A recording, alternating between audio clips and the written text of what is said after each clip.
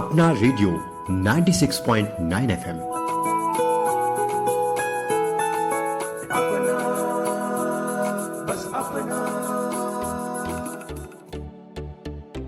नमस्कार दोस्तों, आप सुन रहे हैं अपना रेडियो 96.9 एफएम का ये खास कार्यक्रम जिसका नाम है सुरक्षित सड़कें सुरक्षित जीवन। और मैं हूं आपके साथ आपकी होस्ट वंशी। इस खास एपिसोड में हम बात करेंगे सड़क सुरक्षा सप्ताह के बारे में, जिसे हर साल जनवरी के दूसरे सप्ताह में मनाया जाता है। ये सप्ताह हमें सड़क सुरक्षा के नियमों के पालन की याद दिलाने और सड़क पर होने वाली दुर्घटनाओं को कम करने के लिए जागरूक करने के उद्देश्य से मनाया जाता है। दोस्तों, आप सभी जानते हैं कि सड़क सुरक्षा सिर्फ एक व्यक्तिगत जिम्मेदारी नहीं है, किसी अकेले की जिम्मेदारी तो बिल्कुल भी नहीं, बल्कि ये हमारे समाज की जिम्मेदारी है। अगर हम सभी सड़क सुरक्षा के नियमों का पालन करें तो हम न केवल अपनी बल्कि दूसरों की जान भी बचा सकते हैं। और यही कारण है कि इस सप्ताह को विशेष रूप से मनाकर हम सभी को ये याद दिलाते हैं कि सड़क पर सुरक्षित रहना कितना जरूरी है। और कोई तो है जो घर पर आपका इंतजार कर रहा है। तो आज के इस खास शो में मैं आपको सड़क सुरक्षा के कुछ महत्वपूर्ण नियमों से परिचित कराऊंगी और साथ ही जानेंगे कि सरकार ने सड़क दुर्घटनाओं से बचाव के लिए कौन सी बीमा योजनाएं शुरू की हैं, जो आपके और आपके परिवार के लिए मददगार हो सकती हैं। तो चलिए आइए हम सभी मिलकर इस सड़क सुरक्षा सप्ताह को एक नई शुरुआत के रूप में लें और संकल्प लें कि हम सभी सड़क सुरक्षा के नियमों का पालन करेंगे।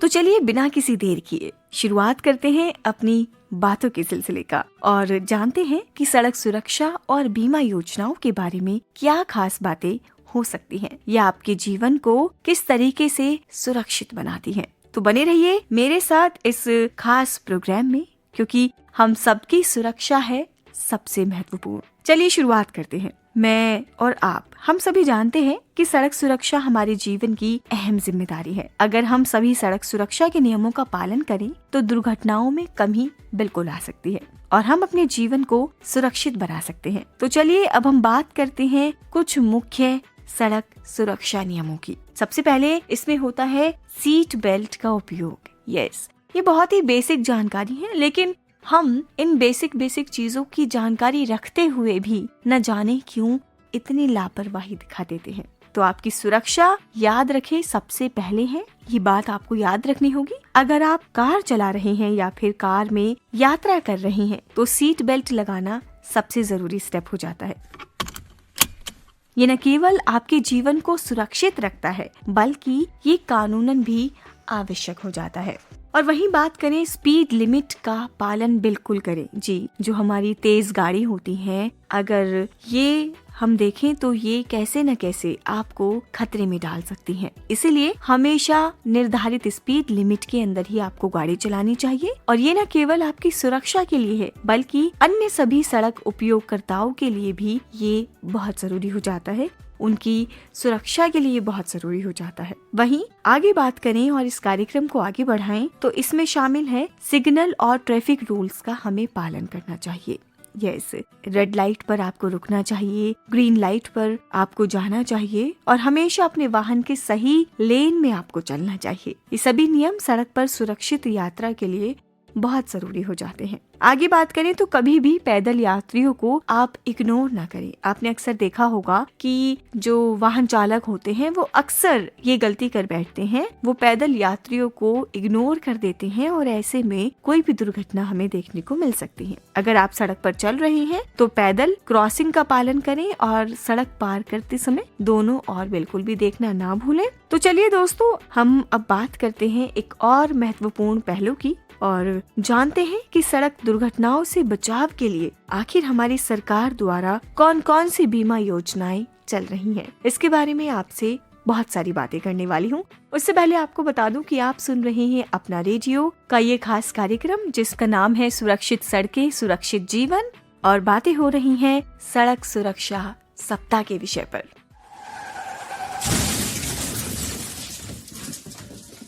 और मैंने अभी तक आपको बताया जो बेसिक हमारे सड़क सुरक्षा के नियम हो जाते हैं वो क्या हो जाते हैं, जो हम सभी को मानने चाहिए और जिनका हमें पालन करना चाहिए। लेकिन अभी आपको लेकर चलती हूँ कुछ ऐसी योजनाओं के बारे में जो सड़क दुर्घटनाओं से बचाव के लिए पेश की गई हैं। सबसे पहले इसमें शामिल है प्रधानमंत्री सुरक्षा बीमा योजना, यस PMSBY। ये योजना खास तौर पर उन लोगों के लिए है जो सड़क दुर्घटनाओं के शिकार होते हैं। यदि दुर्घटना के दौरान किसी की मृत्यु हो जाती है या स्थायी विकलांगता हो जाती है तो उन्हें 2 लाख रुपए तक का बीमा कवर मिलता है और ये योजना बहुत ही किफायती है और किसी भी व्यक्ति के लिए उपलब्ध है। तो इसकी पूरी जानकारी आप इसकी ऑफिशियल वेबसाइट पर जाकर प्राप्त कर सकते हैं।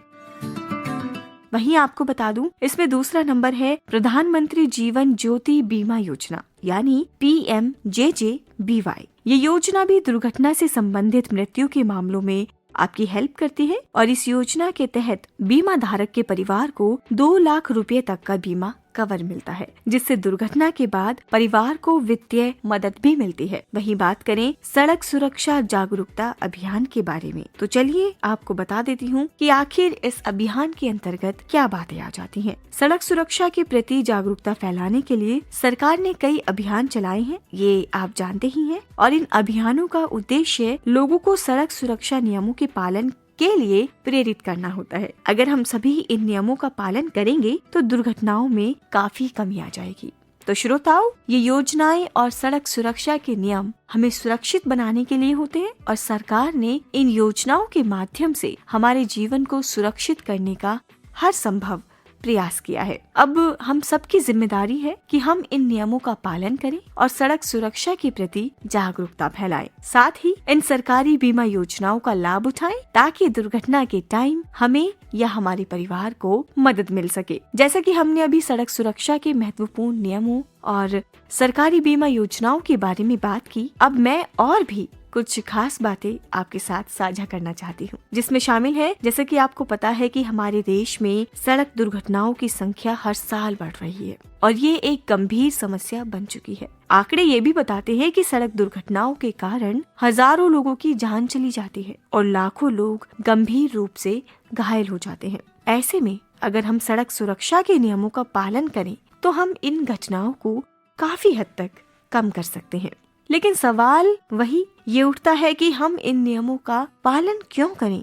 जी, तो आखिरकार सड़क सुरक्षा सिर्फ एक व्यक्तिगत जिम्मेदारी तो है नहीं, तो ये समाज की जिम्मेदारी है। हम सड़क पर अकेले बिल्कुल भी नहीं चलते हैं, हमारे साथ और भी कई लोग होते हैं ना। तो अगर हम एक सुरक्षित ड्राइविंग वातावरण बनाएंगे तो न केवल हम खुद को बल्कि दूसरों को भी सुरक्षा प्रदान कर सकते हैं। और इसके अलावा जब हम बात करते हैं बीमा की, तो क्या आप जानते हैं कि इन योजनाओं का लाभ कैसे मिलता है? तो चलिए ये भी आपको बता देती हूँ इस कार्यक्रम में ही। ये योजना केवल गरीब या निम्न आय वर्ग के लिए नहीं होती है, पहली बात ये हो जाती है, बल्कि सभी के लिए ये होती है, खासकर उन परिवारों के लिए जिनके पास अपने बीमा का कोई साधन नहीं है। प्रधानमंत्री सुरक्षा बीमा योजना PMSBY और प्रधानमंत्री जीवन ज्योति बीमा योजना यानी PMJJBY दोनों ही योजनाएं बहुत किफायती हैं और इनका उद्देश्य दुर्घटना के समय आपको या आपके परिवार को वित्तीय सहायता प्रदान करना होता है। साथ ही जो लोग मोटरसाइकिल चलाते हैं उनके लिए भी कुछ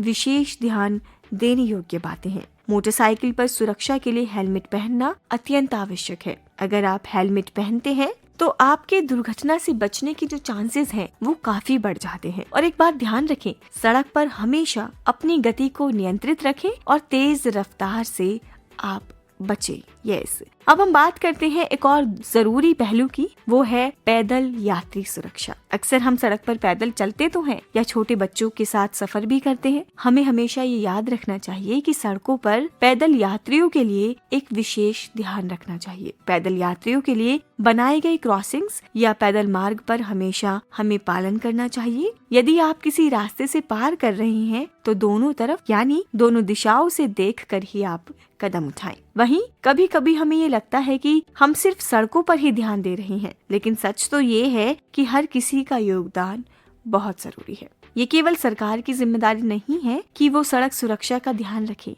बल्कि हम सभी को मिलकर इसका पालन करना चाहिए, चाहे वो ट्रैफिक पुलिस हो, वाहन चालक हो या पैदल यात्री। सभी को मिलकर सड़क सुरक्षा की जिम्मेदारी निभानी है। तो अब मैं आपको एक दिलचस्प बात बताना चाहती हूँ। आपने कभी सोचा है कि सड़क सुरक्षा नियमों का पालन करने से न सिर्फ हमारी जान बचती है, बल्कि हमारे आसपास के पर्यावरण पर भी इसका सकारात्मक प्रभाव पड़ता है। हाँ बिल्कुल, जब हम ट्रैफिक नियमों का पालन करते हैं तो वाहन में गति को नियंत्रित रखते हैं तो प्रदूषण में भी कमी आती है। साथ ही जब हम सही तरीके से ड्राइविंग करते हैं तो ईंधन की खपत भी कम होती है, जिससे पर्यावरण को मदद मिलती है। और इसीलिए सड़क सुरक्षा के नियम केवल हमारी व्यक्तिगत सुरक्षा ही नहीं बल्कि पर्यावरण की सुरक्षा में भी सहायक होती है। तो दोस्तों, इस शो का मुख्य संदेश यही है कि सड़क पर आपकी छोटी सी सतर्कता और सुरक्षा से न केवल आपकी बल्कि दूसरों की भी जिंदगी सुरक्षित हो सकती है। और याद रखें, सरकार ने बीमा योजनाओं के रूप में एक बड़ा कदम उठाया है ताकि किसी दुर्घटना के बाद हमें या हमारे परिवार को वित्तीय सहायता मिल सके। इन योजनाओं का लाभ उठाएं और अपना और अपने परिवार का भविष्य सुरक्षित करें। तो दोस्तों, जैसा कि हमने अब तक सड़क सुरक्षा के नियमों और सरकारी बीमा योजनाओं के बारे में चर्चा की, अब हम और भी महत्वपूर्ण पहलुओं पर चर्चा करेंगे जो सड़क सुरक्षा के साथ जुड़े हुए हैं। लेकिन उससे पहले आपको बता दूं कि आप सुन रहे हैं अपना रेडियो का ये खास कार्यक्रम जिसमें हम बातें कर रहे हैं सड़क सुरक्षा सप्ताह के बारे में। और मैं हूं आपकी होस्ट और दोस्त आरजे वंशी। तो चलिए आपको लेकर चलती हूं बाकी के महत्वपूर्ण पहलुओं पर बात करने के लिए। इसमें सबसे पहले आ जाता है सड़कों का रखरखाव और इंफ्रास्ट्रक्चर। हमारे देश की सड़कें तो बहुत हैं, लेकिन क्या हम कभी इस पर ध्यान देते हैं कि सड़क की स्थिति कितनी अहम होती है? खस्ताहाल सड़कें, गड्ढे, टूटी हुई सड़कों और खराब साइन बोर्ड से सड़क दुर्घटनाओं का खतरा बढ़ जाता है। सड़कें सही तरीके से बननी चाहिए और उनका नियमित रखरखाव होना चाहिए ताकि दुर्घटनाओं से बचा जा सके। सरकार और साथ ही स्थानीय प्रशासन को चाहिए कि वो सड़कों की स्थिति की जांच करें और उन्हें सही रखें। इसके साथ साथ रोड साइन और लेन की व्यवस्था भी स्पष्ट होनी चाहिए ताकि हर वाहन चालक और पैदल यात्री सही दिशा में चल सके। वही बात करें कि ड्राइविंग में शराब और नशे का प्रभाव किस तरीके से एक अहम रोल निभाता है और किस तरीके से ये बेहद गंभीर और अहम मुद्दा भी बन जाता है। कई सड़क दुर्घटनाएं शराब या नशे में धुत होकर वाहन चलाने के कारण होती हैं। यदि आप शराब पीकर गाड़ी चला रहे हैं तो ये न केवल आप अपनी जान को जोखिम में डाल रहे हैं बल्कि दूसरों की जिंदगी को भी खतरे में आप डालते हैं। तो हमेशा याद रखें कि शराब पीने के बाद वाहन ना चलाएं। ये आपके जीवन और दूसरों की जान की सुरक्षा के लिए बहुत जरूरी है। इसके अलावा जो लोग ड्रग्स या अन्य नशीली दवाइयों का सेवन करते हैं उन्हें भी वाहन चलाते समय किसी प्रकार का जोखिम नहीं उठाना चाहिए। वहीं अगर बात करें इस कार्यक्रम के एक और पहलू के बारे में तो इसमें शामिल हो जाता है बच्चों और बुजुर्गों के लिए सड़क सुरक्षा क्या कहती है। तो चलिए इसके बारे में भी थोड़ी सी बात कर लेते हैं आपसे। हमारे समाज में बच्चों और बुजुर्गों को विशेष ध्यान देने की जरूरत होती है। तो बच्चों को कभी भी अकेला सड़क पर आप ना जाने दें और सड़क पार करने बिल्कुल भी न दें और उन्हें हमेशा सुरक्षा उपायों के साथ सिखाएं। उन्हें पैदल यात्री क्रॉसिंग और ट्रैफिक सिग्नल्स के महत्व के बारे में भी आप जरूर बताएं।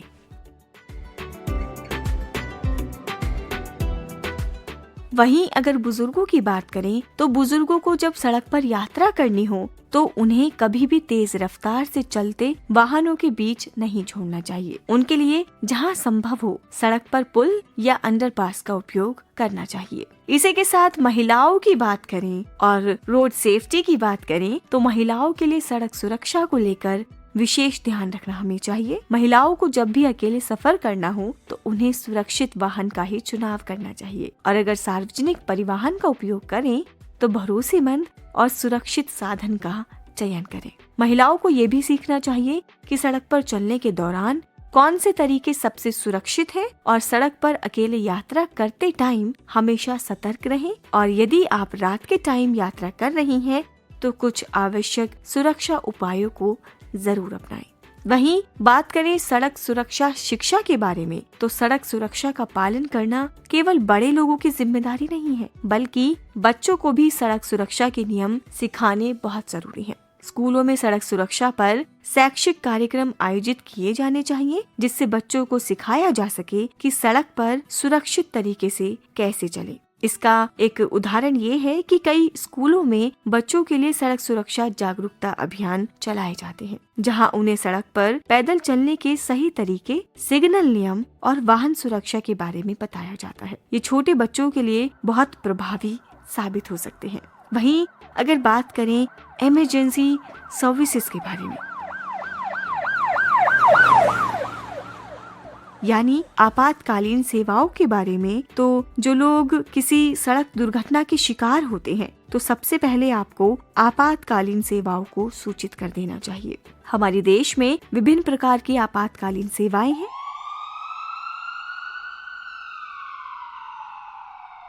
जैसे एम्बुलेंस, पुलिस और फायर ब्रिगेड, जो दुर्घटना स्थल पर जल्द से जल्द पहुंचने की कोशिश करती हैं। वहीं आपातकालीन नंबर 112 को हमेशा याद रखें और किसी भी दुर्घटना की स्थिति में तुरंत कॉल करें। इसके अलावा दुर्घटना में घायल व्यक्ति को सही प्राथमिक चिकित्सा प्रदान करने की कोशिश करें, लेकिन अगर स्थिति गंभीर हो तो घायल को कभी भी स्थानांतरित ना करें, बल्कि डॉक्टर के आने का आपको इंतजार करना चाहिए। वहीं बात करें अगर इलेक्ट्रिक वाहनों की, यानी कि EVs का चलन अब बहुत ज्यादा बढ़ गया है, ये आपने देखा होगा, तो इन वाहनों के लिए खास सुरक्षा उपायों की जरूरत होती है। इलेक्ट्रिक वाहनों में बैटरियों का इस्तेमाल होता है और अगर इन वाहनों में तकनीकी खराबी आती है तो दुर्घटना हो सकती है। इसीलिए EVs के मालिकों को इनकी देखभाल और रखरखाव के बारे में पूरी जानकारी होनी चाहिए। साथ ही इन वाहनों की सड़क पर सुरक्षित यात्रा के लिए उन्हें ट्रैफिक नियमों का पालन भी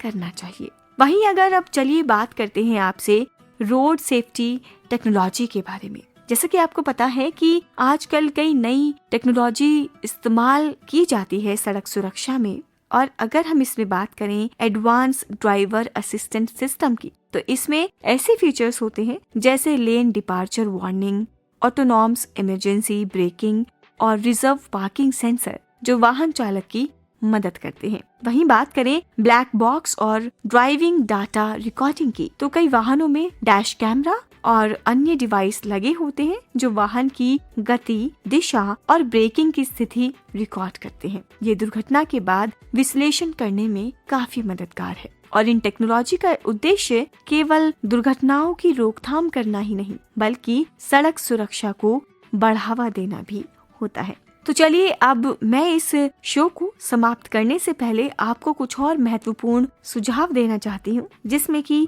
आपका वाहन हमेशा अच्छे हाल में होना चाहिए। नियमित रूप से अपनी गाड़ी का निरीक्षण करवाएं, जैसे टायर, ब्रेक और लाइट्स। अगर इनमें खराबी आ जाए तो ये भी कहीं न कहीं दुर्घटना का कारण बन जाते हैं। वहीं मौसम के हिसाब से आप ड्राइविंग करें। बारिश या कोहरे के टाइम गति को कम करें और अतिरिक्त सतर्कता भी बरतें। सड़क पर मोबाइल का इस्तेमाल बिल्कुल भी ना करें। ड्राइविंग करते टाइम मोबाइल का इस्तेमाल दुर्घटनाओं का मुख्य कारण बन सकता है। तो दोस्तों, अपनी और दूसरों की सुरक्षा के लिए सड़क सुरक्षा के नियमों का पालन करें और बीमा योजनाओं का लाभ उठाएं। आशा है इस शो से आपको कई महत्वपूर्ण बातें सीखने को मिली होंगी और अगले एपिसोड में हम फिर मिलेंगे। तब तक के लिए ध्यान रखें, सुरक्षित रहें और सड़क सुरक्षा का पालन करते रहें। और ये बात आप याद रखें कि सड़क पर कोई भी गलत कदम न केवल हमारे जीवन को जोखिम में डालता है, बल्कि हमारे परिवार और समाज के लिए भी ये खतरा बन सकता है। सरकार की बीमा योजनाओं का लाभ उठाएं और सड़क पर हर कदम सोच समझ कर उठाएं। अगर हम सभी जागरूक रहेंगे तो सड़कें कहीं ज्यादा सुरक्षित होंगी। मैं वंशी फिर आपसे जल्द मिलूंगी। तब तक के लिए सुरक्षित रहें, ट्रैफिक नियमों का पालन करते रहें और हर सफर को सुरक्षित और खुशहाल बनाएं। ऐसे ही सुनते रहिए अपना रेडियो। मुझे दीजिए अनुमति। नमस्कार, धन्यवाद।